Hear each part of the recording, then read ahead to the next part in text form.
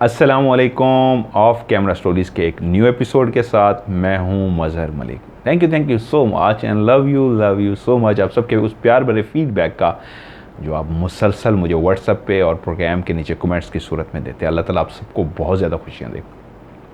सबसे पहले जी, मेरा एक वीर है, मेरा प्यारा भाई है, प्यारा दोस्त है, बहुत सारे उसके साथ रिश्ते हैं। वो इस वक्त सईद भाई बीमार हैं, थोड़े से, ज़्यादा नहीं थोड़े से। तो आप सबसे रिक्वेस्ट है दिल से उनके लिए दुआ कीजिएगा। मैं अपने लिए कभी आपसे कुछ नहीं मांगूंगा, लेकिन मेरे जो प्यार वाले हैं, मेरे जिनके साथ दिल का बहुत गहरा रिश्ता है, उनके लिए मैं ज़रूर मांगता हूँ। वो आप भी हैं, वो एक सिर्फ सईद भाई नहीं है, वो आप भी हैं, वो सब। तो मैं आपके लिए भी मांगता हूँ दुआएं। तो आज उनके लिए कहूँगा, उनके लिए दुआ कीजिए, अल्लाह ताला उनको फिट फाट कर दे। और सईद भाई आपके लिए लव यू सो मच। अच्छा, आज स्टोरी सुनाने से पहले जी, एक हमारा बहुत ही प्यारा दोस्त है जी, बहुत अच्छा भाई भी है, बड़े रिश्ते हैं उसके साथ। मुख्तार अंजुम उनका नाम है, बहावलपुर से उनका ताल्लुक़ है। और उनका जी बेटा है, हमारा भतीजा ही हुआ, अब्दुल्ला मुख्तार। ये जो लास्ट साइन मिस हुआ था पार्ट 2 में, वो एक आग का गोला सा था, वो अब्दुल्ला मुख्तार ने भी मुझे लिखा था कि अंकल ये जो है आपसे मिस हुआ है। तो मैं आज शुरुआत में मुबारकबाद देना चाहूँगा अब्दुल्ला मुख्तार को। वज़ीर आला पंजाब ने पंजाब के अंदर टैलेंट हंट प्रोग्राम के नाम से कंपटीशन करवाया था, जिसमें हर बंदे ने एज ए डायरेक्टर अपने आप को मनवाना था। और माशाअल्लाह से अब्दुल्ला मुख्तार ने एज ए डायरेक्टर पहला इनाम हासिल किया, यानी कि पंजाब का डायरेक्टर नंबर 1 कहलाया है। उसकी जो वीडियो थी वो नंबर 1 पे गई है। सो अब्दुल्ला मुख्तार बच्चे, आपको बहुत बहुत मुबारकबाद। और अल्लाह ताला आपको और तरक्की दे। आप फ़ख्र हैं पंजाब का। आपकी मेहनत, आपकी कावश में यकीनन आपके वालिद साहब मुख्तार अंजुम भाई का किरदार है, जिन्होंने एक ऐसे बच्चे की परवरिश की है, उस पर ऐसे मेहनत की है कि आज हमारे लिए भी आप बच्चे फ़ख्र का मकाम रखते हो। और माशाल्लाह, और पूरे पंजाब में आप नंबर 1 आए हो। इसी तरह काम अपना जारी रखो। अल्लाह ताला आपको और ढेर सारी तरक्की दे और अल्लाह ताला आपको और ढेर सारी खुशियाँ दे। जी, आज की स्टोरी एक सच्ची कहानी जो मुझे भेजी है। नाम उन्होंने कहा है मेरा आप फ़र्ज़ी रख दें, लेकिन उन्होंने कहा है कि जो हस्पताल है उसकी भी बदनामी ना हो, आप उसका नाम भी फ़र्ज़ी रख दें। वैसे उन्होंने मुझे कहा तो था कि आप गोदरे बता दें, लेकिन मैंने कहा गोदरे था या क्या, मैं शायद भूल रहा हूँ नाम। इटली में इस वक्त उनकी रिहाइश है। ये तो रियल जगह है इटली, लेकिन बाकी जो हैं उन्होंने कहा ये तब्दील कर दें, क्योंकि बहुत सारे जो कहानी भेजते हैं उनके अपने भी कुछ रिश्तेदार जो होते हैं वो सुनते हैं कहानी को, तो इसलिए कहते हैं कि हमारे और भी रिलेटिव हैं जो कहानी को सुनते हैं, तो आप प्लीज़ ज़रा नाम चेंज कर दीजिएगा। तो मैं इसलिए नाम चेंज करता हूँ। मैं पूछता हूँ स्पेशली कॉल करके। उन्होंने कहा जी मेरा नाम फ़र्ज़ी नाम रख दीजिए। जिन्होंने स्टोरी भेजी है उसका नाम है सना, और उनकी असल में वालदा की ये कहानी है, जिनका नाम उन्होंने कहा फ़र्ज़ी नाम नगीना रखते। उन्हीं के ही कहने पे ये फ़र्ज़ी नाम में रखे हैं। इटली में वो रहते हैं। जगह उन्होंने मुझे बताई है क्लियर, लेकिन वो मैं यहाँ पे नहीं बताऊँगा। और हॉस्पिटल को भी गोदरे यूँ फ़र्ज़ी समझ लीजिए, या मैं अगर सही कह रहा हूँ तो सही जाने दें, अगर नहीं है तो फ़र्ज़ी जाने दें। इसलिए वहाँ पे और भी बहुत सारे लोग इलाज करवाते होंगे और ये ना हो सब परेशान हो जाएं। उनकी वालदा साहबा बिल्कुल ठीक थी, कोई भी बीमारी कुछ भी उनको नहीं था, घर खुशहाल था, अल्लाह का दिया सब कुछ था। वालिद और वालदा दोनों सेहतमंद थे और हंसी खुशी इटली के अंदर उनकी ज़िंदगी गुजर रही थी। वक्त गुजरता रहा, अल्लाह ताला ने जो कुछ भी दिया था उस पर शुक्र अदा करते थी वो फैमिली। लेकिन एक दिन महसूस हुआ कि वालदा ने ऐसे शिकायत से की कि मेरी तबीयत लगता है कुछ ठीक नहीं है, कुछ अजीब सी बेचैनी है कुछ दिनों से, तो मेरा चेकअप करवा दें किस दिन। तो बच्चों ने कहा जी माँ जब आप कहें आज ही चलें। तो माँ ने कहा आज नहीं, थोड़ा 1-2 दिन मुझे दे दें, मैं देखूं क्या अदर बेहतर होती है। ठीक है, रूटीन की है तो कोई बात नहीं, अगर कुछ ज़्यादा हुआ तो फिर उसके बाद हॉस्पिटल चलेंगे। और ऐसा ही हुआ, तबीयत संभली ना। वालिदैन यकीनन बच्चों के ऊपर सर पे एक साया होता है, उनको हल्का सा भी कुछ हो तो बच्चे परेशान हो जाते हैं। बच्चों ने देखा वालदा अभी तक बेहतर नहीं है, तो ऐसा ही हुआ, उनको वो हॉस्पिटल लेके गए। हॉस्पिटल में उनके वालदा का चेकअप हुआ तो उन्होंने कहा इनको यहाँ पे दाखिल करवाना होगा, कुछ दिन इनको यहाँ रखना होगा, इनकी भरपूर देखभाल होगी, ये बेहतरीन हो जाएंगी। मकसद कहानी सुनाना होता है और एक सच्ची कहानी है पिछली कहानी में भी कुछ लोगों ने मुझे लिखा, जी आपने कहानी को ज़रा लंबा कर दिया। भाई मैं तो 2 लफ्ज़ों में भी कहानी बता सकता हूँ, मुझे कहें मैं सिर्फ 2 लाइनें बोलूँगा कहानी ख़त्म हो जाएगी। इस तरह आज एक नाम पता नहीं क्या था, एक छोटा सा बच्चा है या बड़ा है, उन्होंने कहा जी मदर साहब आपने मेरे 3 हेडफोन ख़राब कर दिए। मैंने कहा क्या हुआ? कहते रोज़ 4-5 मिनट की आपकी स्टोरी सुनता हूँ फिर सो जाता हूँ, हेडफोन कानों में ही लगे रहते हैं, मुझे नींद आ जाती है और हेडफोन उठता हूँ वो नींद की वजह से टूट जाते हैं। 3-4 हेडफोन ख़राब हो गए हैं। सारे घर वाले मुझे कहते हैं आपकी स्टोरी को, कहते हैं 4-5 दिन के बाद फिर दिन के टाइम बैठ के मैं सुनता हूँ। देखिए मैं खुद भी आपको कहा मैं स्टोरी सुनता हूँ तो नींद आ जाती है, अच्छी बात है। कोई बात, कोई अल्फाज, कोई आवाज़ अगर कानों में इस तरह है कि आपको नींद दे रही है, यार ये तो खुशी की बात है। लोग तो तरसते हैं, मेरे पास आते हैं खुदा की कसम, कहते हैं नींदें नहीं आ रही, कितने कितने अरसे से सोए नहीं है, सोते हैं तो झटका मार के उठ जाते हैं। तो अच्छा टाइम गुजरे उसको गुजारें यार, नुक्स ना निकाला करें। जो कुछ लोग कह रहे हैं जी कहानी को खींचते हैं, तो आपके पास टाइम नहीं है तो आप कहानी को क्यों सुनते हैं यार? कहानी वो सुने जो कुछ लम्हे ज़िंदगी से, टेंशनों से निकल जाए। आपके तो पहले दिमाग में टेंशन है, ये लंबी कहानी लंबी नहीं होती, एक सीक्वेंस है, सीक्वेंस ज़रूरी होता है। मैंने तो कहानी 2 मिनट की है। खैर कहानी की तरफ आते हैं। उनको जो हॉस्पिटल लेके गए, उनको जिन कमरे के अंदर शिफ्ट किया गया, वो कमरा हॉस्पिटल जो बेसिकली बना हुआ था बिल्कुल पहाड़ी के साथ बना हुआ था, बिल्कुल पहाड़ी जुड़ी हुई थी। और जो रूम उनको दिया गया वो रूम बिल्कुल कोने पे था और उसकी जो खिड़की खुलती थी तो सामने ही बिल्कुल लेफ्ट साइड पे पहाड़ था। एक कमरे में वहाँ पे वो 2 पेशेंट को रखते थे, 2 बेड लगे होते थे, काफ़ी बड़ा कमरा होता था और 2 पेशेंट वहाँ पे होते थे। वालदा माशाअल्लाह हमेशा से नमाज कुरान की पाबंद थी, हमेशा वज़ू में रहती। बेचैनी सी एक महसूस हुई, उम्र का तकाजा भी यही होता है कि जब इंसान को महसूस होता है जिस्म थका थका सा है, सुस्ती सी है, उस तरह एक्टिव नहीं हूँ मैं, तो घबरा सा जाता है। शायद उन्होंने भी इसलिए रखा था कि कुछ दिन देखभाल होगी, पूरा चेकअप होता रहेगा। बाहर मुल्क में तो बहुत केयर की जाती है ना, तो कुछ दिनों तक हम इनको 1 हफ़्ता 2 हफ़्ते रखेंगे, ये चेकअप हो जाएगा, ये ठीक हो जाएंगी। बीमारी कुछ ख़ास एज सच नहीं थी। ऐसा ही हुआ। वो वहाँ पे अपनी नमाज भी बाकायदगी से पढ़ती, वज़ू करती, वहाँ पे वॉक भी कर लेती। साथ जो बिस्तर पे लेटी थी खातून, वो डेफिनेटली इटली की ही ज़बान बोलती थी, वहाँ की थी। कहना यह कि हमारी वालदा नगीना साहिबा जो थी वो उर्दू बोल सकती थी, पंजाबी बोल सकती थी, वो वहाँ की ज़बान नहीं बोल सकती थी। तो बच्चे रोज़ जाते वालदा का पूछने के लिए, और अगर किसी साथ के बिस्तर वाली से बात करनी होती तो बच्चे जो होते, बेटी स्पेशली, वो बात करती, एक ट्रांसलेटर का काम देती। माँ उर्दू में पंजाबी में बात करती और उस तक वो उनकी ज़बान में बात करती। एक दिन वो अपने बिस्तर पे बैठी तस्बीह कर रही थी। साथ जो खातून थी वो काफ़ी ज़ईफ़ थी, वो उसकी तरफ देखती भी थी और अपनी तस्बीह करती थी। एकदम से तस्बीह, ये तकरीबन टाइम होगा मगरिब के बाद का, तस्बीह करते करते उनकी आंखों ने एक मंजर देखा कि जो साथ बिस्तर पे खातून थी वो सो चुकी थी। वो अपनी तस्बीह में वो अल्लाह का जिक्र करते हुए इतनी महव थी, इतनी, जिस तरह मैं कहता हूँ ना महव होकर करना है, जुस्तजू से करना है, तो इतनी महव थी कि उनको दुनिया जहान का होश नहीं रहा। वो तस्बीह करती रहीं। जब आंखें उनकी खुली हुई थी, जब वो उस कनेक्टिविटी से, उस कनेक्शन से जो अल्लाह से बना चुकी थी, तस्बीह करते हुए ज़रा वापस आई तो एकदम साथ वाली बिस्तर पर निगाह पड़ी तो खातून सो चुकी थी। कमरे में अंधेरा सा होने लगा था क्योंकि बाहर का उजाला कम हो गया था, यकीनन मगरिब हो चुकी थी। और जब बाहर अंधेरा होता है तो वो अंदर लाइट जल भी रही होती है, तो बाहर ज़रूर अंदाज़ा होता है खिड़कियों से कि सूरज मुंह छुपा चुका, सूरज गरूब हो चुका। उसी वक्त दरवाज़ा खुला, एक डॉक्टर और एक नर्स कमरे के अंदर दाखिल हुए।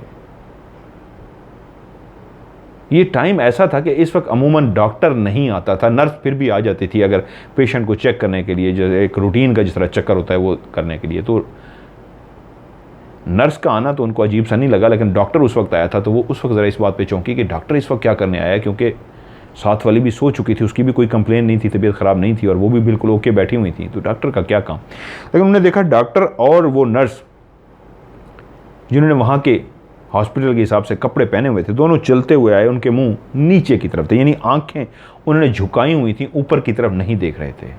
वो चलते हुए नगीना जी के बेड के करीब आए और वो उसको क्रॉस करते हुए आगे जाने लगे। तो वो समझी शायद उस खातून को जाके इन्होंने जगाना है, और उसके पास जा रहे हैं। वो दोनों वहां से गुजरे और उनकी आंखों ने जो मंजर देखा कि वो दोनों सामने वाली दीवार के करीब पहुंचे, उन दोनों के मुंह दीवार की तरफ थे और यहां तक कि दीवार के बिल्कुल करीब पहुंचने के बाद वो दीवार के अंदर दाखिल हुए और गायब हो गए।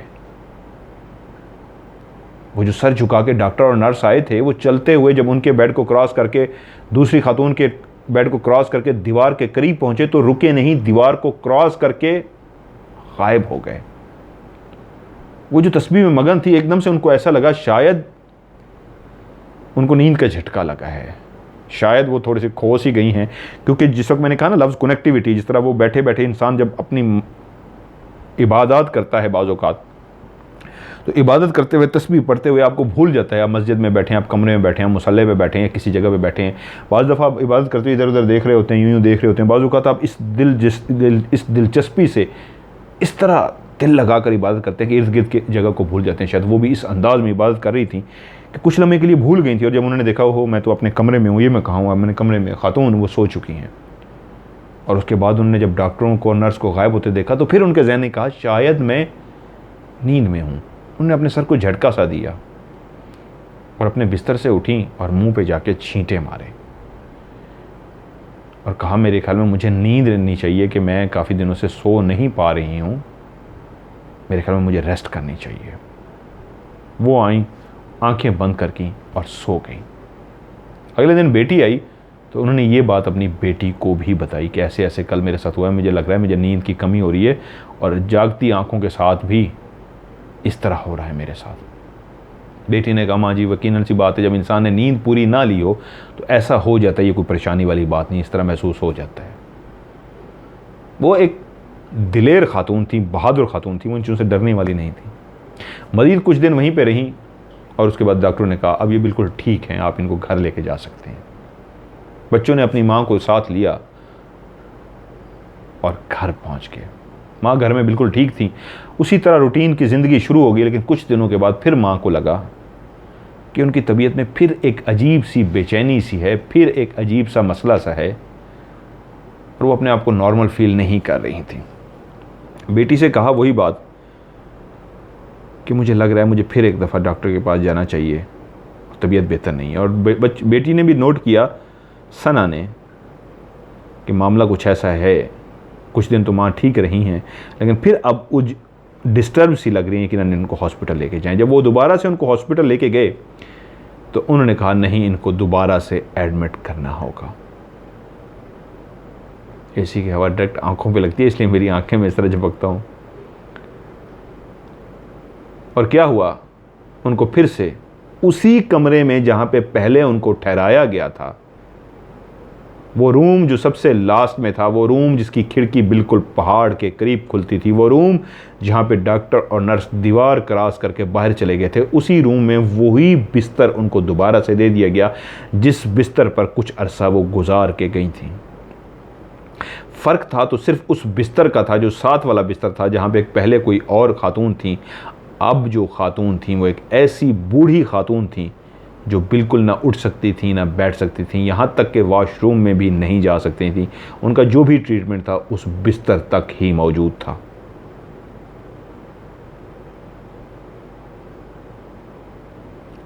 दो तीन दिन वहाँ सुकून से गुजरे। बाज़-औक़ात कभी नींद और थकन ज़्यादा आ जाती तो वो सो जाती और उनकी नमाज भी चूक जाती। जब आप सो जाते हैं तो अगर आप वज़ू में हैं तो यकीनन आपको पता नहीं होता, तो ऐसा हो सकता है कि आपका वज़ू टूट जाए।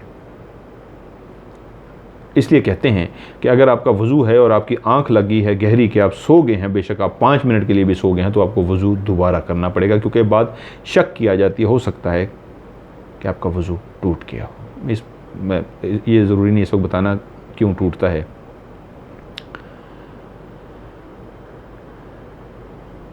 वो रात को सोई हुई थी कि एकदम से एक आवाज़ सी आई, ऐसा लगा जैसे ज़ोर से ऐसे कोई कूदा है, कुछ आवाज़ सी ऐसे कुछ अजीब सा था, ठा की बहुत ऊंची आवाज़ आई। उनकी आंख खुल गई। क्योंकि शाम के टाइम उनको अच्छी तरीके याद था। जो सिस्टर वो नर्स अंदर आई थी तो उसने आके, उनकी एक रूटीन थी, रात के 8 बजते ही वो तमाम खिड़कियां जो होते थे बंद कर देते थे और खिड़कियों के बाहर आगे जो पर्दे होते थे पर्दे डाल देते थे, और सुबह होते ही 6 बजे या 7 बजे के करीब वो खिड़कियां भी खोल देते थे और पर्दे भी हटा देते थे ताकि सुबह की ताज़ा हवा अंदर आ सके। उनको अच्छी तरीके याद था कि रात के 8 बजे खिड़कियां नर्स ने बंद कर दी थी और पर्दे भी हटा दिए थे, लेकिन जिस वक्त आवाज़ आई, एक ऊंची सी आवाज़ आई, उनकी आंख एकदम से खुली तो पहली चीज़ जो उनकी आंखों ने देखी वो सामने वाली खिड़की थी जो खुली हुई थी और पर्दा भी आगे से हटा हुआ था। नगीना जी सोचने से लगी, या अल्लाह, ये क्या माजरा है, खिड़की कैसे खुल गई और पर्दा कैसे हट गया है और मेरी आवाज़ किस चीज़ से खुली है। अभी इस बात को वो सोच ही रही थी कि ऐसा महसूस हुआ हलचल सी है। मुड़ के देखा तो साथ वाले बिस्तर पे वो सोई बूढ़ी औरत जो कभी उठ भी नहीं सकती थी, वॉशरूम तक नहीं जा सकती थी, वो भी जागी हुई थी। हम कलाम दोनों आपस में बात इसलिए नहीं कर सकती थी, ज़ुबान का मसला था। उनकी ज़बान वहाँ की मकामी ज़बान थी इटली की और इनको बोलनी नहीं आती थी। लेकिन इतना अंदाज़ा हो गया कि वो भी बेचैनी सी महसूस कर रही थी। वो भी इस तरह अचानक उठी थी जिस तरह नगीना अचानक उठी थी। यकीनन खिड़की किसने खोली थी, पर्दा किसने हटाया था, और रात का ऐसा पहर जिस वक्त कोई भी डॉक्टर या नर्स अंदर नहीं आता तो फिर किसने खोला था।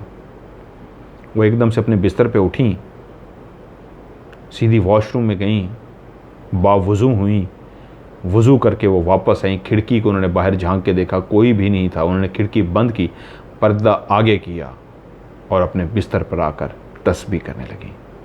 वो जो साथ बूढ़ी लेटी थी वो भी यकीनन कुछ देर तो सोचती रही कि ये क्या अमल हुआ है, क्यों हुआ है, खिड़की कैसी हुई, लेकिन वो भी क्योंकि जानती थी कि बात तो हम कर नहीं सकते आपस में, ज़ुबान का मसला है, तो वो भी कुछ देर के बाद सो गई। यहाँ तक कि ये तस्बीह करते करते ये भी अपने बिस्तर पर सो गई। अगले दिन इंतज़ार कर रही थी अपनी बेटी का। अपनी बेटी है, उनको बताऊं कि रात ये माजरा हुआ है, खिड़की इस तरह खुली हुई थी। हो सकता है भूल गई हूँ, लेकिन ये भी उनको याद था कि 8 बजे उसने राइट खिड़की बंद की थी नर्स ने। बेटी के वेट करते हुए अपने कमरे में जागी रही थी कि आज एक और अजीबो गरीब सा मंजर उनका मुंतज़र था। एक ऐसा अजीबो गरीब मंजर जिसके देखने के बाद उनको यकीन हो गया कि वहम ख़त्म हो गया, शक व शकूक, शक व शुबात ख़त्म हो गए। अब यकीन बन गया है कि जो मैं अब जागती आंखों से देख रही हूँ ये वहम या झूठ नहीं है, ये सच है। एक ऐसा खौफनाक मंजर कि उस कमरे के बिल्कुल कोने के पास एक कैलेंडर लगा हुआ था। डेट्स के लिए जो कैलेंडर लगे होते हैं, कैलेंडर लगा हुआ था। और हैरत अंगेज़ मंजर जो उनकी आंखों ने देखा वो ये था, छत और दीवार का जहाँ पे आपस में जोड़ होता है, मिसाल के तौर पे ये छत है और ये दीवार है, यहाँ पे जहाँ पे ये जोड़ है इनका, उस जोड़ के अंदर डॉक्टर और वहाँ हॉस्पिटल के कपड़े पहने हुए वहाँ की नर्सेज छत के ऊपर उल्टे चलते हुए कैलेंडर के अंदर जाकर गायब हो रहे थे। एक ऐसा अजीबो गरीब, एक खौफनाक मंजर था कि किसी भी जी शऊर ऐसे इंसान को जो होश व हवास में हो, उसको कपकपाने के लिए, उसको डराने के लिए, उसको खौफजदा करने के लिए काफ़ी था कि बहुत सारे डॉक्टर और बहुत सारी नर्सें कमरे का वो जो कोना था, छत और दीवार जहाँ पे आपस में मिल रही थी, उस कोने के अंदर उनके पाँव थे, सर नीचे की तरफ थे और पाँव ऊपर कोने की तरफ थे। मैं सीधा बैठा हुआ हूँ, उल्टा कर लें अगर जिस तरह मुझे, तो इस अंदाज में, यानी पाँव ऊपर छत को टच कर रहे हैं और सर नीचे की तरफ होता है। तो इसी तरह वो कोने से चलते हुए सारे जा रहे थे और कैलेंडर के अंदर गायब हो रहे थे। और जब उनकी निगाह एकदम ऊपर पड़ी तो वो जो ऊपर गुजर रहे थे वो पहले से ही नगीना खातून को देखते हुए जा रहे थे। जब नगीना खातून ने उनकी तरफ देखा तो उन्होंने बाकायदा अपने हाथ, जो बिल्कुल पहले लटकाए हुए नहीं थे, वो उल्टे थे, ऊपर ही ऐसे किए हुए थे हाथ, उन्होंने बाकायदा ऐसे नीचे करके इस अंदाज में हाथ किया जैसे वो कह रहे हों कि अपना हाथ दीजिए, हम आपको ऊपर खींच लें, आप भी हमारे साथ आएँ। फिर उनमें से कोई ना कोई गुजरते हुए, जो मुसलसल गुजर रहे थे, उस कैलेंडर के अंदर गायब हो रहे थे, वो अपना हाथ इस तरह करते नगीना खातून को पकड़ने के लिए कि आ जाओ, तुम भी आ जाओ। बोलते नहीं थे, हाथ से इशारा करते थे, आ जाओ। और कोई जवाब, कोई रिस्पांस ना मिलने पे चलते हुए जाते और उस कैलेंडर के अंदर चले जाते और उसके बाद गायब हो जाते। वो खुली आंखों से ये मंज़र देख रही थी, घबरा ज़रूर गई थी, लेकिन इतना नहीं कि बेहोश हो जाएं, इतना नहीं कि डगमगा जाएं। उन्होंने कहा इसका मतलब है, फिर मैंने जिनको दीवार के आर पार जाते देखा था, वो जो खिड़की जिसने भी आके रात को खोली है, इसका मतलब है ये बात क्लियर हुई कि यहाँ पे गैर मरई मखलूक है, यहाँ पे आँखों को ना नज़र आने वाली मखलूक, जिनको हम जिनात कहते हैं, जिनको हम भूत कहते हैं, जिनको हम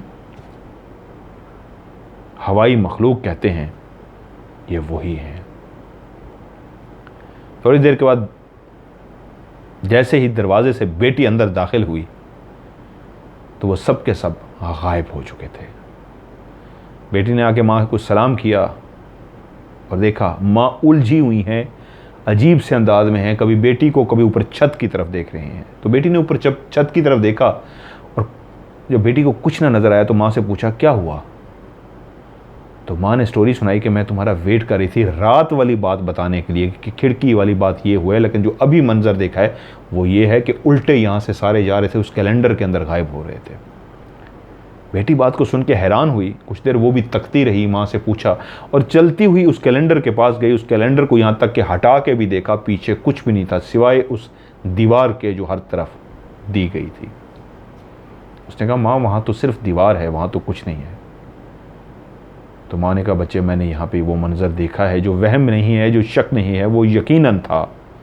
वो मखलूक शायद मुझे अपना आप दिखा रही थी। वो मखलूक यहाँ पे मौजूद है, ये मेरा वहम नहीं है। वो जो मैंने पहले सोचा था शायद नींद की कमी है या क्या हुआ है या मुझे झोंका सा आ गया है, इसका मतलब है वो भी झोंका नहीं था, वो यही मखलूक थी जो आर पार हो गई थी। बेटी ने बात ये बाप को बताई, घर जाके बाकियों को भी बताई, तो बाप ने कहा उनका वहम है, ऐसा कुछ भी नहीं है। अपनी बीवी के बारे में शौहर ने कहा, जो उन बच्चियों का बाप भी था, उसने कहा तुम्हारी माँ ऐसे घबरा रही है, तुम्हारी माँ वहम का शिकार हो रही है, वो हॉस्पिटल गई है तो मुझे लगता है वो उलझ गई है, बेहतर है उसको घर लेके आओ। ये किस तरह की वो बातें देख रही है। कुछ दिन सुकून से गुजरे और कमरे में फिर कोई बात नहीं हुई। एक दिन वो अपने बिस्तर पे बैठी बैठी, दिन का टाइम था, उनका दिल किया कि मैं उठ के थोड़ी सी बाहर वॉक करूं। वो अपने बिस्तर से वॉक के लिए उठी, बाहर गई तो बाहर तो एक मंजर ही अजीब था। अस्पताल के लॉन के अंदर आज किसी की शादी हो रही थी। दूल्हा और दुल्हन वहीं उसी मुल्क के रिहायशी बाशिंदे लगते थे। उन्होंने ड्रेस भी वहीं का मकामी पहना हुआ था। सज धज के एक तख्त सा लगा हुआ था बड़ा सा ग्राउंड के अंदर, लॉन के अंदर। उस तख्त को सजाया गया था, वैसे जैसे स्टेज बनाया जाता है वैसे स्टेज बनाया गया था। और स्टेज पे खाली कुर्सियां रखी हुई थीं और उसके सामने बिल्कुल कुर्सियां ऐसे पड़ी हुई थीं जिस पे बहुत सारे लोग बैठे हुए थे। और वो जिस तरह सजे हुए बने हुए ड्रेस पहने हुए थे, लगता था, क्योंकि वो वहीं इटली में रह रही थी और इटली के कल्चर को आप जान गई थी, उनकी शादियों को, इटली के लोगों को देखती थी कि इटलियों की शादियों में क्या रस्म और रिवाज होती है, क्या ड्रेस पहना जाता है, शादी में किस तरह का माहौल होता है। तो वही माहौल था जो शादी का होता है। उसी लम्हे उन्होंने देखा दूल्हा अपनी दुल्हन का हाथ पकड़े और बहुत सारे लोग उनके पीछे थे, उस स्टेज की तरफ आ रहे हैं जो फूलों से सजा हुआ था, दूल्हा दुल्हन के लिए सजाया गया था। वो दोनों दूल्हा दुल्हन चलते हुए स्टेज पे आए और कुर्सियों पे जाके बैठ गए। वो हैरान हो रही थी कि सामने दूल्हा दुल्हन बैठे हैं, जो इर्द गिर्द कुछ लोग आए थे वो भी सामने कुछ कुर्सियों पे बैठ गए, कुछ एक दो स्टेज पे बैठ गए। और वो हैरान हो रही थी कि हॉस्पिटल के अंदर किसने शादी की इनको इजाज़त दे दी, ये क्या मैं देख रही हूँ, ये क्या मंजर है। वो इस बात पे काफ़ी ज़्यादा हैरान भी हुई और परेशान भी हुई कि ज़िंदगी का एक ऐसा मौका कि एक हॉस्पिटल के अंदर शादी हो रही है, वो भी मकामी लोगों की। उसने कहा मैं किसी डॉक्टर से या किसी से जाके इस तरह के जिनको थोड़ी सी मेरी ज़बान अंडरस्टैंड कर सकें, कोई बंदा बंदी मिल सके, मैं ऐसा बंदा या बंदी ढूंढूँ और उनसे पूछ सकूँ कि ये क्या है।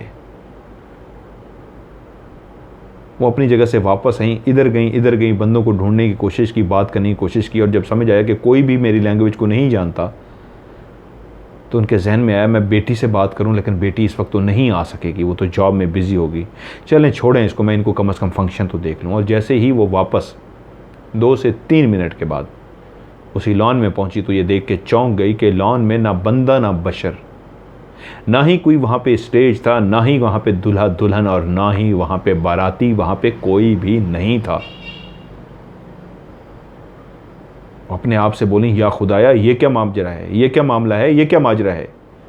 इर्द गिर्द देखा कहीं मैं गलत जगह पे नहीं आ गई। फिर वो उसी अपने कमरे की तरफ गई, फिर उसी रास्ते की तरफ गई। तो दिल ने और दिमाग ने और आंखों ने कहा, ये वही जगह है, आप रास्ता नहीं भूली, और आप उसी जगह पे ही हैं जहाँ कुछ देर पहले यहाँ पे ये मंजर था। और सामने उनको वो दीवार, वो दरख्त भी नज़र आ गया जो उस वक्त स्टेज के पीछे वो दीवार और दरख्त था। तो उनके दिल और दिमाग ने कहा, हाँ ये वही जगह है जहाँ अभी कुछ मिनट पहले, 2 से 3 मिनट पहले तख्त भी था, दूल्हा दुल्हन भी और बाराती भी, जो अब कोई भी नहीं था। वो समझ गई ये वही मखलूक आज मुझे ये मंजर भी दिखा रही है। वो तेज़ी से चलती हुई अपने बेड पे गई और परेशान हो गई और अल्लाह की तस्बीह करने लगी कि ये मैं क्या देख रही हूँ, ये मेरे साथ क्या हो रहा है, ये क्या बीत रही है मेरे साथ, या मेरा मालिक ये माजरा क्या है। शाम को बेटी पहुंची और माँ को आज फिर उलझे हुए पाया, चुप चुप सा पाया। उसने पूछा, माँ क्या हुआ है।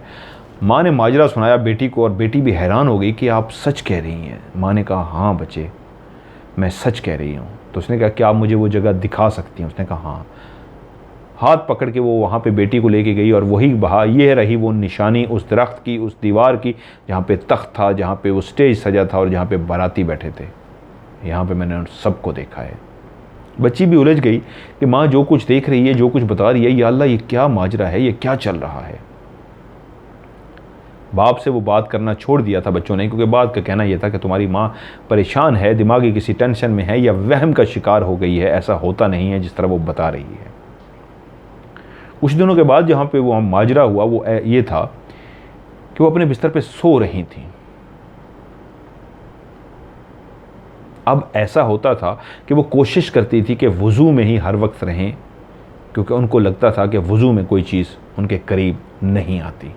जब वो सो जाती थी तो अमूमन मैंने जैसे पहले कहा कि सोते हुए वज़ू नहीं रहता, तो आँख जब उनकी सोते हुए खुलती थी तो कोई उनके पाँव के पास, उनके पाँव के अंदर उंगलियां फेर रहा होता था। और उनकी आंख खुलती ही इस वजह से थी कि उनको पाँव के अंदर सरसराहट सी महसूस होती थी। जैसे बहुत सारे लोगों को ऐसे पाँव में छेड़ा जाए तो वो ऐसे हो जाता है, तो इस तरह जब उनके पाँव के साथ होता था तो वो झुरझुरी सी लेती और आंख खुल जाती थी और उनको महसूस होता था किसी ने मेरे पाँव के साथ छेड़खानी की। और यकीनन ये उस वक्त होता था जब उनका वज़ू नहीं होता था। उससे पहले वो जब भी जो कुछ देख रही थीं वो चीज़ें उसके करीब ज़रूर आ रही थीं, लेकिन अभी तक उनको टच नहीं किया था। अब जब पहली दफ़ा उनके पाँव को किसी चीज़ ने छेड़ा तो ये वो टाइम था जब वो रात का टाइम था, या दिन के टाइम भी अगर उनकी आँख लग गई तो उनका वज़ू ख़त्म हो गया और किसी चीज़ ने आके उनके पाँव को छेड़ा।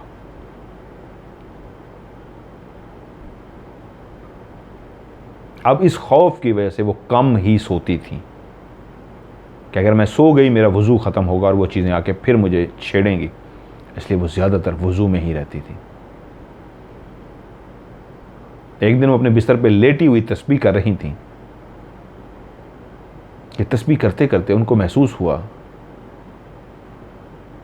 जिस तरह पहले एक दिन उनके साथ हुआ था कि तस्बीह करते करते वो महव हो गई थी, गायब हो गई थी। इस तरह वो गायब हो गई, सोई नहीं, उनकी आंखें खुली रहीं, वो ऊपर छत की तरफ देख रही थी, तस्बीह करती रही थी, शायद कि सोचों में गुम थी। और जब सोचों से वापस आई तो उन्होंने मुड़कर देखा तो साथ वाले बिस्तर पे वो जो बूढ़ी सी इटालियन खातून थी, उसको कोई नर्स इंजेक्शन या ड्रिप लगाने के लिए आई हुई थी। उसके हाथ में एक इंजेक्शन था और ड्रिप साथ में लटकी हुई थी। वो यही समझी कि ये शायद ड्रिप जो अभी लटकी हुई है, शायद ये ड्रिप लगानी होगी या इंजेक्शन लगाना होगा। उन्होंने जब उसका हुलिया देखा तो उसने स्कर्ट पहनी हुई थी, उसके जो आगे से बाल थे बेबी कटिंग वाले अंदाज में उसने बाल कटवाए हुए थे। वो वहाँ की हॉस्पिटल की ही कोई नर्स लगती थी।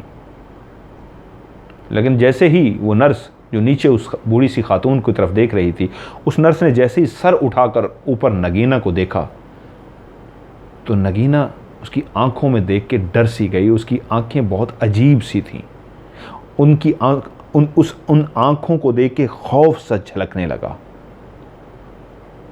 और वो जो सामने नर्स के होलिये में खड़ी थी, उसने इस तरह गुस्से में नगीना को देखा जिस तरह वो कह रही हो तुम्हारी जुर्रत कैसे हुई मेरी तरफ देखने की। और नगीना जो अभी इस मंज़र को देख के समझने की कोशिश में थी कि ये क्या है, ड्रिप लगाने वाली खातून है, मैं तो नॉर्मली देख रही थी, तो मेरे देखने की वजह से इतनी गुस्से क्यों हो गई है। तो उसी वक्त उस खातून ने वो जो हाथ में इंजेक्शन पकड़ा हुआ था उठा के गुस्से से टेबल पे फेंका और बेड के जो परली साइड पे खड़ी थी चलती हुई यूं ऐसे गुस्से में करीब आई, हाथ यूं करके जैसे थप्पड़ मारने आ रही हो। उसका इंजेक्शन नीचे रखना और उस तरफ से चलते हुए नगीना की तरफ आना अंदाज ही बताता था वो शदीद गुस्से में है और हाथ का यूं इशारा करती हुई आ रही थी, ऐसे इशारा बाकायदा करती हुई आ रही थी कि तुम्हें मैं थप्पड़ मारती हूं। तो नगीना ऐसी दबक सी गई, ऐसे पीछे ऐसे हट सी गई कि ये मुझे क्यों मारने आ रही है। लेकिन जैसे ही वो नगीना के करीब पहुंची वो गायब हो गई। नगीना मुसलसल उसको आते हुए देख रही थी, जो गुस्से में थप्पड़ का अंदाज बना के आ रही थी, जैसे उसके करीब पहुंची गायब हो गई। और वो जो डरी सी सहमी सी पीछे की तरफ हुई थी और घबरा गई कि या अल्लाह अब इस हद तक नौबत आ गई है कि ये मेरे पे हमला भी करेगी।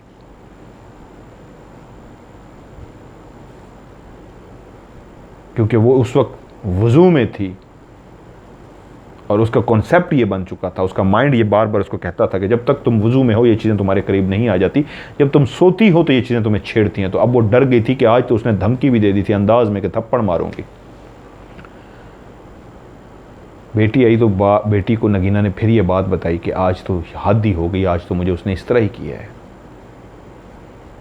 बेटी बेचारी परेशान होने के अलावा और कर भी क्या सकती, माँ को दिलासा दिया और परेशान हो गई। अब नगीना जी कोशिश करती वो कम से कम सोए, रात को सोती तो फिर जाग जाती, सोती तो फिर जाग जाती, इस खौफ से कि वो मखलूक जो मुझे अपना आप दिखा रही है मुझे कहीं नुकसान ही ना पहुंचा दे।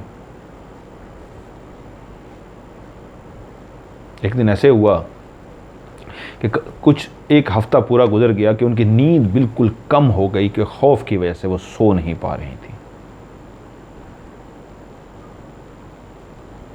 आखिर इंसान है, जब कम सोता है तो शदीद गलबा आता है नींद का, और ऐसा ही हुआ नगीना जी पे। शदीद नींद का गलबा आया शाम के टाइम ही, मगरिब के बाद ही, और वो सो गए। अभी उनको सोए हुए आधा घंटा पौना घंटा ही हुआ होगा। वो जो इस खौफ से नहीं सोती थी कि सो गई तो वज़ू नहीं रहेगा और वज़ू टूट गया तो यह मखलूक कहीं नुकसान ही ना पहुंचा दे, कि ऊँग आई और गहरी नींद सो गई। आधा घंटा पौना घंटा ही सोई थी कि एकदम से आँख खुली तो आंखें फटी की फटे रह गईं कि आज वो जो उस दिन इंजेक्शन लेके बूढ़ी औरत के पास खड़ी थी, जब आंखें खुली तो आंखें खुलते ही किसी को अपने करीब देखा जो बिल्कुल आंख मुंह के ऊपर, यानी कि खातून ये सोई हुई हैं तो उनके फेस के ऊपर वो बिल्कुल झुकी हुई थी, और इस अंदाज में झुकी हुई थी कि उसके वो जो बेबी कटिंग बाल थे, जो शोल्डर तक कटिंग थी उसकी, वो उनको टच हो रहे थे उनके फेस को। और जैसे ही उन्होंने आंख खोली तो पीछे हट गई।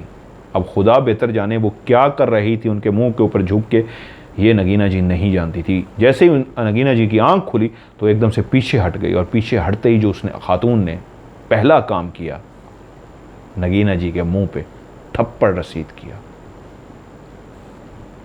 वो नींद में थी, कब उनका वुज़ू टूट गया कि वो नींद में सोई नगीना के ऊपर आके इस तरह झुकी, कितनी देर झुकी और क्या करती रही किसी को नहीं पता था। लेकिन जब नगीना की आंख खुली और उसने झुके हुए पाया और वो तेजी से पीछे हटी तो उसी लम्हे उसने नगीना के गाल के ऊपर जोर से थप्पड़ रसीद किया। आज भी वो उसी हुलिये में थी जो उस दिन उसने ड्रेस पहना हुआ था, स्कर्ट पहनी हुई थी, और नगीना डर कर उठकर बैठ गई और थप्पड़ पड़ते वो अपनी जगह से गायब हो गई। क्योंकि जैसे उसको थप्पड़ पड़ा नगीना को तो उसको होश आया कि मैंने रब का कलाम अपनी ज़बान पे अभी तक क्यों नहीं लाया। उसी लम्हे थप्पड़ खाते ही उनको होश आया और उन्होंने अल्लाह का कलाम पढ़ना शुरू कर दिया तो वो गायब हो गई। बेटी को उन्होंने स्पेशली बुलवाया, और बेटी जब आई तो आज उसको और झटका लगा जब माँ ने कहा कि वो नौबत से मैं डर रही थी कि नौबत यहाँ तक ना पहुँचे, आखिर आज उन्होंने मुझे थप्पड़ मार ही दिया है।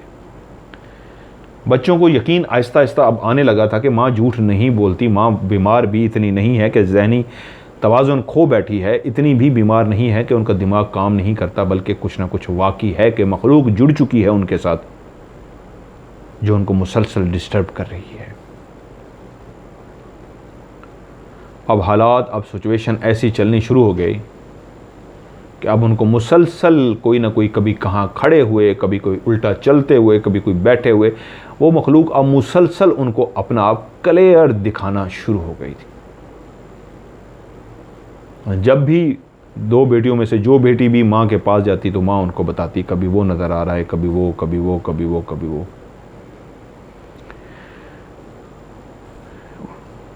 एक टाइम आया, डॉक्टरों ने कहा कि आप इनको घर ले जाएं, हमारी तरफ से इनको छुट्टी है, या अब ये काफ़ी बेहतर है।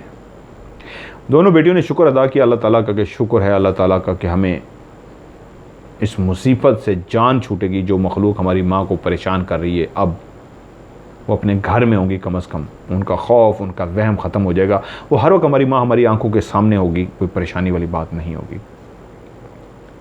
हॉस्पिटल से छुट्टी के बाद वो अपने घर आ गई और दोनों बेटियां, शौहर भी, बच्चे पूरे कोशिश करते कि उनका भरपूर ख्याल रखें, उनको कभी अकेला ना छोड़ें, और ऐसा ही करते। डेट मुझे भूल गया, उन्होंने डेट भी लिखी थी। ये कहानी जो हुई है 2017, 2018, 2019, 2020 की ये कहानी है जो मैं आपको सुना रहा हूँ। इन तमाम सालों में ये सारा टाइम पीरियड है। कह रहे हम लोग डाइनिंग टेबल पे बैठे सारे गपशप कर रहे थे, सारी फैमिली बैठी हुई थी कि एकदम उनको उठ के रूम में जाना पड़ा। अमूमन वरना जब खाना ख़त्म हो जाता था या हर तरह से माँ को हाथ से पकड़ के बिस्तर पे लेकर जाते, ख्याल करते। वो ऐसा नहीं था कि वो चल फिर नहीं सकती थी, वो चल फिर सकती थी, लेकिन बेटियाँ केयर करते हुए हर वक्त माँ के साथ रहती। तो उस दिन बातों बातों में वो इस तरह लगे रहे कि माँ खुद से उठी और अपने कमरे की तरफ चल पड़ी। लेकिन जब डाइनिंग टेबल पे बैठे हुए लोगों ने एक चीख की, भयानक चीख की आवाज़ सुनी, तो सब जैसे ही उनके कानों में वो चीख आई तो उसी वक्त एक ज़ोरदार किसी के गिरने की भी आवाज़ आई। वो यकीनन उनकी माँ की चीख थी और चीख मारने के बाद उनकी माँ गिर चुकी थी। वो सारे अपनी अपनी कुर्सियों से उठे और भागते हुए कमरे में गए तो एक अजीबो गरीब सा मंजर था जो उनकी आंखों ने देखा। माँ का आधा जिस्म बेड के ऊपर था और बाकी हिस्सा ज़मीन पर। सर, कमर का कुछ हिस्सा बेड पे था और बाकी धड़ ज़मीन पे। लेकिन जो अजीब और खौफनाक बात उनकी आंखों ने देखी वो ये था कि उनके दोनों हाथ ऐसे अकड़ चुके थे, उंगलियां अजीब से अंदाज में टेढ़ी मेढ़ी हुई थीं। उनकी आंखें ऐसी एक जगह पे खुली हुई थी जैसे किसी चीज़ को वो देखे जा रही हों, कोई भयानक चीज़ उन्होंने देख ली हो, और पलकें झपक नहीं रही थीं। और इससे भी खौफनाक बात जो थी, उनकी ज़बान जो थी वो बाहर निकली हुई थी। इंसान चाहे भी तो इतनी ज़बान बाहर नहीं निकाल सकता जितनी उस वक्त उनकी वालदा ने बाहर निकाली हुई थी।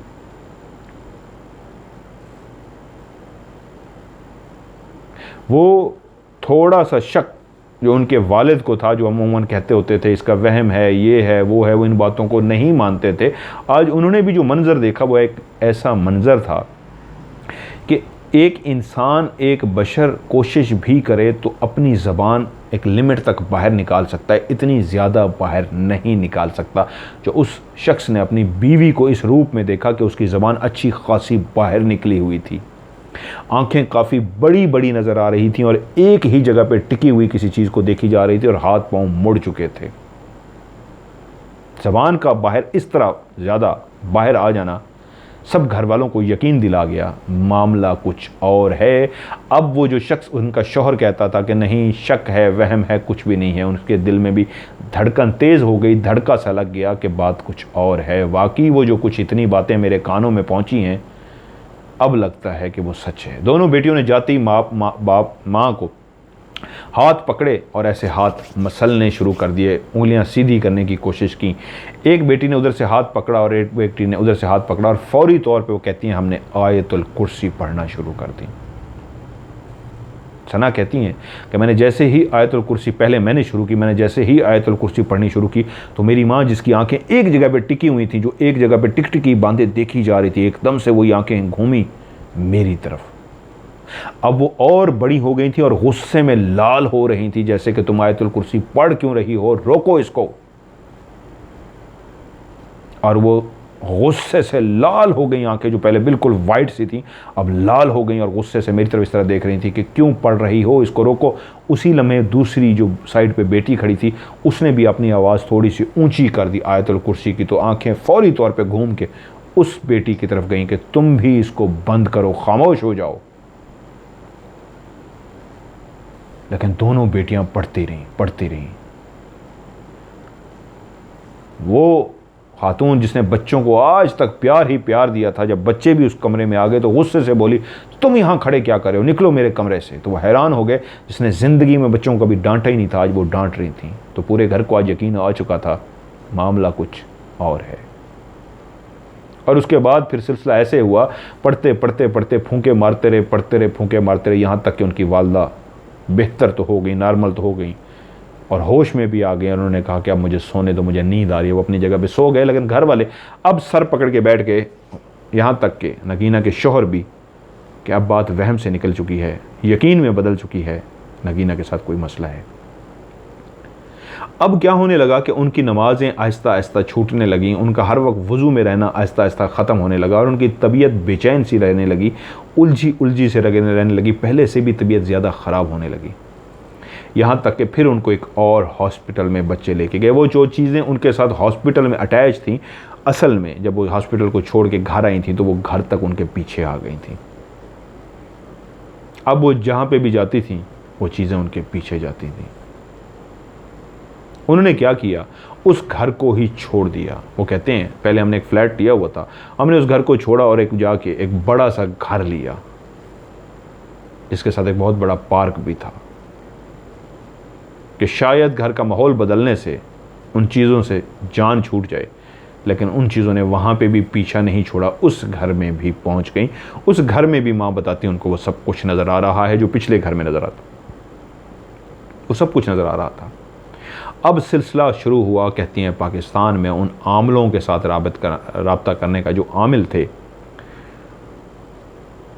उनसे हमने राब्ता शुरू किया इन चीज़ों के तोड़ के लिए। सब ने पैसे मांगे, सबको पैसे दिए, फ़र्क किसी से भी नहीं पड़ा। जो जहाँ जैसे कहता हम उसको वहाँ पे वैसे पैसे भेज देते, लेकिन फ़र्क बिल्कुल ना पहुँचता। कभी कभी किसी से एक दिन 2 दिन आराम आ भी जाता तो उसके बाद फिर सिलसिला वैसे शुरू हो जाता। मजबूरन फिर उनको हॉस्पिटल में एडमिट कराना पड़ा। वालदा हॉस्पिटल में एडमिट हो गई। वहाँ पे भी वो सिलसिला उसी तरह जिनात का, चीज़ों का जारी रहा, सब कुछ उसी तरह नज़र आता रहा। लेकिन वहाँ पे एक अनोखा अजीबो गरीब सा वाक़या हुआ। जब बेटी एक दिन पहुँची तो डॉक्टरों ने कहा इनका ऑपरेट करना पड़ेगा, हार्ट की सर्जरी करनी पड़ेगी, दिल का ऑपरेशन करना पड़ेगा। घर वालों ने कहा मजबूरी है, जब ये कुछ वो बता रहे हैं, एमरजेंसी है तो रोका तो नहीं जा सकता। तो उनको इजाज़त दे दी गई। बेटी ने घर वालों से इजाज़त भी ले ली और 4 घंटे का ऑपरेशन बताया गया। वो बेटी कहती है, सना जिन्होंने मुझे कहानी बताई, मेरी उनसे आज बात भी हुई है, आज ही बात हुई है। वो कहती हैं कि मैं बाहर 3 घंटे मुसलसल टहलती रही कि अंदर वालदा का ऑपरेशन हो रहा था। तो कोई तकरीबन 3.5 या 3 घंटे हुए थे। डॉक्टर बाहर आया, मुझे कहता है आप जाके आराम से बैठिए, अभी 1-2 घंटे उनको मज़ीद लग जाएंगे, सुकून कीजिए आप। मैं इस उम्मीद में थी कि अभी ख़त्म होने वाला होगा। जब उन्होंने कहा अभी 1-1.5 घंटा और है तो फिर मैं जाके कमरे में बैठ गई। और उसी वक्त हॉस्पिटल ने घर कॉल की कि जी ऑपरेशन खैर आफियत से हो गया है। घर वालों ने कॉल की सना को कि ऑपरेशन खैरियत से हो गया है। उसने कहा नहीं, अभी तो 1-1.5 घंटा बाकी है। उसने कहा अभी डॉक्टर की कॉल आई है, वो कह रहा है ऑपरेट हो गया है। उन्होंने कहा मुझे तो अभी डॉक्टर ने कहा है कि आप बैठ जाएं, अभी 1-1.5 घंटा है। और उसी वक्त जब वो अंदर रूम से उठ के अपनी वालदा के रूम की तरफ गई, वेटिंग रूम से, तो वालदा वहाँ पे मौजूद थी। वो उनको ऑपरेशन थिएटर से ले आए थे और वहाँ पे वो लेटी हुई थी। उसने माँ से पूछा कैसी तबीयत है। उसने कहा मैं तो बिल्कुल ठीक हूँ। उन्होंने कहा आपका ऑपरेशन हुआ है, मैं हैरान ये हूँ आप होश में कैसे हैं, पेशेंट को तो इतनी जल्दी होश नहीं आता। उसने कहा कौन सा ऑपरेशन? ये जो लोग मुझे लेके गए हैं ऑपरेशन थिएटर में, वहाँ पे तो डॉक्टर मुझसे पंजाबी में बात कर रहे थे। बेटी हैरान हुई, माँ से अजीब सी नज़रों में देखा, क्या कह रही होते हैं? कहा हाँ, वो मुझसे पंजाबी में बात कर रहे थे, उन्हें मेरा ऑपरेशन थोड़ा किया है। बेटी ने कहा मुझे तो वो ये कह रहे थे कि ये ऑपरेशन करने से इनके सारे मसले हल हो जाएंगे, एक आखिरी एक ऑपरेशन है उसके बाद बिल्कुल ठीक हो जाएंगे। उन्होंने कहा किसी ने मेरा कोई ऑपरेशन नहीं किया। बच्चे वहाँ पे खेल रहे थे, वहाँ पे तो किचन का काम हो रहा था, कोई खाने भी पका रहा था, वो खड़े मुझसे पंजाबी में बातें कर रहे थे, किसी ने मेरा ऑपरेशन ही नहीं किया। अब ये एक शॉकिंग न्यूज़ थी, एक अजीबो गरीब बात थी जो माँ कह रही थी और बेटी हैरानगी में देख रही थी, या अल्लाह ये हो क्या रहा है, मेरी माँ का अंदर ऑपरेशन हुआ है, माँ कह रही है कोई ऑपरेशन नहीं हुआ। वो पंजाबी में बातें कर रहे थे और जब उसने माँ का वो हिस्सा भी देखा जहाँ पे ऑपरेशन हुआ तो पता लगा कोई ऑपरेशन नहीं हुआ, कोई दिल का काम नहीं हुआ। तो वो एकदम से डर गई और हैरान हो गई, अगर ऐसा है तो फिर ये कौन लोग थे। वो भागती हुई डॉक्टरों के पास गई, घर भी राब्ता किया कि माजरा ये है। घर वालों ने कहा हम भी भागते हुए आ रहे हैं। तो डॉक्टरों ने बताया हमने तो ऑपरेशन किया ही नहीं, ना ही हम लेके गए हैं। अब वो जो शोहर भी था और बेटियों का वालिद भी था वो भी खौफजदा था अंदर से, क्योंकि बहुत कुछ आंखों से अब वो भी महसूस कर चुका था। और एक और गवाही जो मैं भूल गया, जिसकी बेस पे उनकी वालदा को छुट्टी मिली थी, वहाँ पे उनकी बेटी ने कहा था हमें जाने की इजाज़त दें, हमारी वालदा को यहाँ पे, क्योंकि वो वहाँ की लैंग्वेज बोलना चाहती थी, उसने कहा हमारी वालदा को यहाँ पे चीज़ें नज़र आती हैं। तो वहाँ पे खड़ी एक नर्स ने भी गवाही दी थी, उसने कहा यस, वहाँ पे सीसीटीवी कैमरे लगे हुए थे। उन्होंने कहा हम लोग भी कई दफ़ा जो देखा है वो इनकी वालदा को देखा है, ये बैठी किससे बातें कर रही होती हैं, और हमने जो अजीबोगरीब चीज़ देखी है वो खिड़की को खुद ब खुद खुलते हुए हमने भी कैमरों में देखा है। उन्होंने इंसानों को चलते फिरते तो नहीं देखा था, लेकिन एक दो एक्टिविटीज़ उस खातून ने भी कह दी थी इस कमरे के अंदर हमने भी देखी है, जो अनोखी होती है। बाजू का पर्दे का खुद से खुद हटना, खिड़की का खुल जाना, या ऐसे महसूस होना जैसे कोई चल के गया, ये हमने भी देखा है। तो डॉक्टरों ने कहा जब ये भी गवाही दे रही हैं, सीसीटीवी कैमरे में भी इन्होंने भी देख लिया और इसकी बेटी भी कह रही है, तो इस बेस पे उन्होंने छुट्टी दी थी उनकी वालदा को, वरना वो अभी रखना चाह रहे थे। और जब ये ऑपरेशन वाली सारी बात हो गई, उनकी बेटी ने भी उनको बताया कि इस तरह है, तो फौरी तौर पर उन्होंने कहा ठीक है आप अपनी वालदा को लेके जाएं। हॉस्पिटल वहाँ के डर जाते हैं, ये खबर बाहर निकली, चीज़ें बाहर निकली तो पूरा हॉस्पिटल बंद हो सकता है कि ये तो हॉन्टेड है, यहाँ पे तो जिन्नात हैं, चीज़ें हैं। तो अपनी वालदा को लेकर घर आ गए। अभी एक ऐसा अनोखा, ऐसा अजीबो गरीब सा वाक़या हुआ था तो सारे परेशान हो गए कि या अल्लाह करें तो क्या करें। अब उनकी वालदा नमाज कुरान से बिल्कुल दूर हो गई थी, कोई इबादत नहीं करती थी, कोई वज़ू में नहीं रहती थी। नमाज का, कुरान का, वज़ू का उनको कहते तो कहती नहीं मुझे नहीं करना, मुझे नहीं पढ़ना। वो गुस्से में आ जाती थी कि मैं करूँगी तो ये चीज़ें मुझे और तकलीफ़ देती हैं। उन्होंने मुझे कहा सर हमने कोई पीर फ़कीर नहीं छोड़ा। मैंने उनसे इजाज़त भी मांगी कि मैं आपका वॉइस क्लिप वो चला सकूँ। उन्होंने कहा नहीं, हमारे बहुत सारे रिश्तेदार हैं जो देखते हैं प्रोग्राम, तो हम नहीं चाहते उनको पता लगे। उन्होंने मुझसे भी प्रोग्राम में रब्ता किया था। आपके सवाल प्रोग्राम में उन्होंने अपनी वालदा की हॉस्पिटल के अंदर एक तस्वीर भेजी थी। बहुत सारे लोगों को याद होगा जो मेरा आपका प्रोग्राम, आपके सवाल के नाम से प्रोग्राम चलता है, उसको मैंने इनकी वालदा के बारे में उनको बताया था। इन्होंने मुझसे भी रब्ता किया था, अपनी वालदा के बारे में मुझसे पूछा था, और जब मुझसे पूछा था तो मैंने उनको क्लियर यही फ़िक्र ही कह दिए थे आपकी वालदा के साथ इंतहाई नेगेटिव एनर्जी अटैच है जो इनको नुकसान दे रही है। मैं इस वक्त नहीं कहना चाहता, वो अल्लाह ताला के पास उनकी वालदा जा चुकी हैं। तो मैंने वो तमाम चीज़ें उनको बता दी थी और प्रोग्राम में बैठ के बताई थी, प्राइवेट फ़ोन कॉल पे नहीं बताई थी। प्रोग्राम में ही वालदा के बारे में बताई थी कि आपकी वालदा के साथ ये शदीद मसला चल रहा है। तो उन्होंने मुझे जो कहा है कि सर आपसे भी पूछा था तो आपने भी बता दिया था कि आपकी वालदा के साथ ये मसला है। मैं फिर उसके बाद बिज़ी हो गया। मैंने कहा ना मेरे पास तो इतने काम होते हैं, एक फैमिली नहीं बहुत सारे होते हैं, मेरे जहन में नहीं रहा, अल्लाह बेहतर जानता है, मेरे जहन में नहीं रहा। कल इसके ऊपर एक प्रोग्राम करूँगा, जो मैं रूहानियत के हवाले से प्रोग्राम कर रहा हूँ ना, कल करूँगा इंशाल्लाह इसके ऊपर, कल लाजमी देखिएगा इसी प्रोग्राम के हवाले से। उसके बाद उन्होंने शायद मुझसे भी रब्ता करने की कोशिश की और मैंने कहा मेरे व्हाट्सअप नंबर पे इतने ज़्यादा मैसेज आते हैं, मैं जिनसे रब्ता कर सकता हूँ उनसे रब्ता करता हूँ, लेकिन सबसे नहीं कर पाता, बहुत ज़्यादा मैसेज होते हैं, तो मेरा शायद उनसे रब्ता नहीं हो सका। उन्होंने काफ़ी कोशिश की, मेरा उनका रब्ता नहीं हो सका। अगर मेरा उनका रब्ता हो जाता तो मेरा फ़ी सबीलिल्लाह हर वक्त हाजिर होता हूँ मैं हेल्प करने के लिए, कोई पैसे नहीं, कोई चीज़ नहीं। अब वो ख़ुद बहुत ज़्यादा परेशान थे, वालदा अजीब व गरीब से सिचुएशन में चली गई थी। अब वालदा उनको ये कहती थी कि मुझे पाकिस्तान में सिर्फ दफना देना, मैंने यहाँ नहीं दफन होना। क्योंकि उनका कहना ही है, उनके मुल्क में उन जहाँ पे वो लोग थे सही तरीके ना गुस्ल दिया जाता, मतलब वो एक केयर नहीं होती थी। वो कहती थी वालदा, मुझे पाकिस्तान में दफन होना है। एक दफ़ा उनकी तबीयत अचानक से बहुत ख़राब हो गई कि उनको सांस लेना भी मुश्किल हो गया, उनकी सांस नहीं आ रही थी। वालिद ने और बेटी ने जल्दी से गाड़ी निकाली, उनको पीछे गाड़ी में लिटाया और तेज़ी से हॉस्पिटल की तरफ एमरजेंसी में भागते हुए गए, क्योंकि उनको सांस बिल्कुल नहीं आ रही थी। हॉस्पिटल पहुंचते ही स्ट्रेचर लेके आए। स्ट्रेचर के ऊपर जैसे ही उनको बिठाया गया तो एकदम से कोई चीज़ उनके सीने पे जो चढ़ के बैठी हुई थी, उसने छलांग मारी और भागती हुई हॉस्पिटल की तरफ चली गई। तो अपनी बेटी को उसने कहा, वो भागती हुई जा रही है जो मेरे सीने पे चढ़ के बैठी थी, जिसकी वजह से मुझे सांस नहीं आ रही थी, क्योंकि वो बोल नहीं पा रही थी, इतना सांस उनका खड़ा हुआ था। उन्होंने कहा वो जा रही है, और उसके बाद उनका सांस बिल्कुल नॉर्मल हो गया और बिल्कुल ठीक हो गई। अंदर लेके गए, डॉक्टर ने ब्लड प्रेशर चीज़ें चेक की, उन्होंने कही तो बिल्कुल ठीक है, इनको कोई इशू नहीं है। तो बेटी को बोली पंजाबी में, वही चीज़ थी जो मेरे सीने पे चढ़ के बैठी थी, जिसकी वजह से मेरा सांस नहीं आ रहा। और जब डॉक्टर ने टेस्ट किया उनके, तो डॉक्टर ने कहा इनका दिल, गुर्दे, फेफड़े, जिगर, तमाम की तमाम चीज़ें डेड हो चुकी हैं। इनका तो हम हैरान हैं, इनका तो अंदर काम ही कुछ नहीं कर रहा, ये जिंदा कैसे बैठी हुई हैं। अनबिलीवेबल है। आप इनको फौरी से ले जाएं, हम इनका कुछ भी नहीं कर सकते, सब चीज़ें इनकी नकारा हो चुकी हैं। तो बस जितना दिन है इनको अपने साथ रखिए और इनको गुजारिए। अब कुछ दिनों की मेहमान है, कुछ लम्हों की भी मेहमान हो सकती हैं। और यही बात माँ अपनी बेटियों को कहती होती थी, कोई चीज़ मुझे अंदर ही अंदर खोखला कर रही है, कोई चीज़ अंदर ही अंदर मुझे खा रही है, कोई अंदर ही अंदर कोई चीज़ मुझे निचोड़ रही है।